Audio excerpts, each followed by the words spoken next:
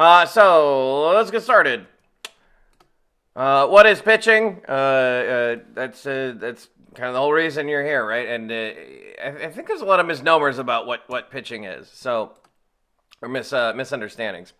So here's how I define it. It's a piece of communication that's aimed at making someone else understand what you're offering in a way that will inspire them to an action that will help you advance your goal. Basically, you pitch someone because there's the possibility that they could help you out, that them knowing about what you're doing and their potential to help you can somehow benefit both parties, at least in a perfect world.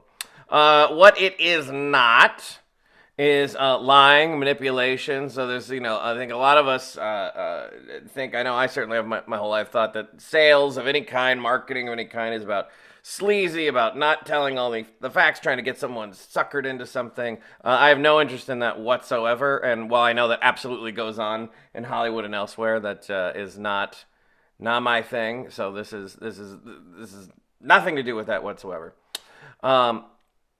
My goal is I aim at make the recipient of your pitch happy that they took the time to listen. They may not do anything about it. They may not buy anything that you're selling. They may not want to work with you or whatever, but they had a good experience listening to your pitch, and they walk away going, "Hey, that project's not for me, but maybe I know someone who's got I could hook them up with that might benefit, or maybe I." Maybe there's nothing. I have nothing to do with it, but I just liked that interaction, and so I'll want to hear their pitches again in the future, something like that. That is my goal whenever I pitch, and I think it should be yours as well. It's an offer of potential value, and values are really I really want to stress that word. This idea that if I'm pitching you something, I'm not asking you for a favor. I'm saying, hey, I've got something that I think might be valuable to you, and for you to jump on board with. Okay, so the two types of pitches, there's performed pitches and material. Performed is anything that happens in real time, whether you're in person, on the phone, video chat, anything like that, where your time and their time are happening simultaneously. Right? And then material is any kind of pitch that happens where you do it on your time and then someone else digests it on their own time. You've written a pitch packet, or you've recorded, video or something like that, to where you're not in the same room at the same time. What is pitching used for? Everything.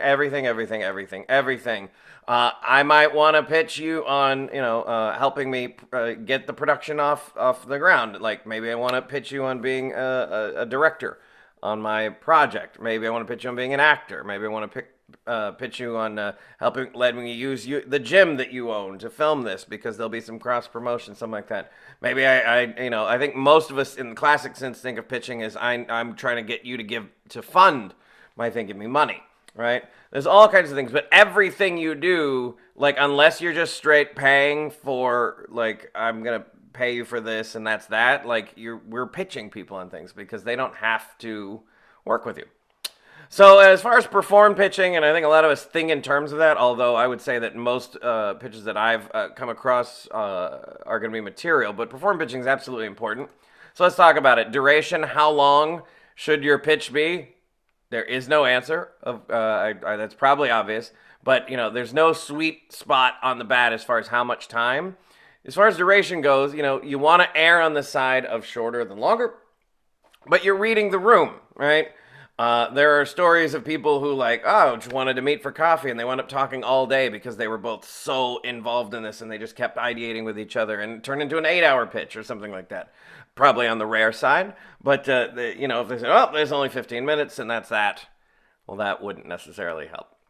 Clarity. So this goes back to this idea of not manipulating, not trying to pull a fast one on anyone. When you're pitching someone, you're trying to be as clear as possible about what it is that you're putting out there, what it is that you're asking of them. There's no surprises as far as oh, and by the way, now that you've already agreed, I need also this, and this, right? So being very clear on what it is that you're putting across. It's connecting. If I'm in a real-time pitching situation with you, I'm not a salesperson trying to get a business person to do a thing. That's dehumanizing. I am a human trying to connect with another human about a project. And it may not work, but the connection there If there's no connection there, then it's very unlikely to work. We want to work with people. I mean, if someone was trying to pitch you on something, if you didn't feel a connection with them, you probably wouldn't be interested either. Flow. So this is the idea of like being a performer, right?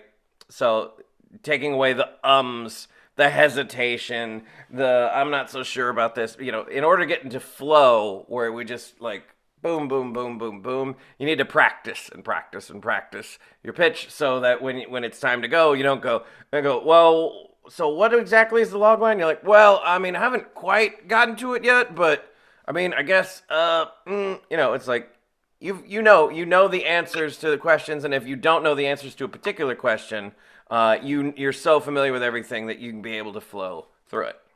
And then intrigue, and this is maybe the most important part of pitching, is if what I'm pitching you doesn't intrigue you at all, you're not going to want to be on board.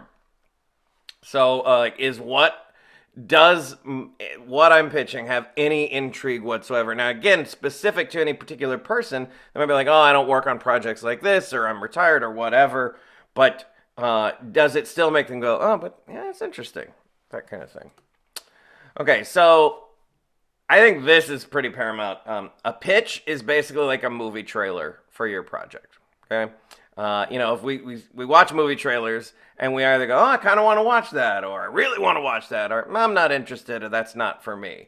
A pitch should have the exact same thing, right? But when you're done pitching, whoever you're pitching to should have a good enough idea of like, oh, I get this, I get the trailer. If I'm interested, I'll ask more questions. It is not a book report. Now, I don't think anyone's out there going, oh, I want to make my pitch like a book report consciously. However, when I see pitches, when I see pitch packets, things like that, they often read like book reports, like they're trying to get the whole project in. And I think this is best worded by my friend Brianna Hansen. She's with roadmapwriters.com. If you're not familiar with them, they're a great organization. But she says it's a commercial, not a summation.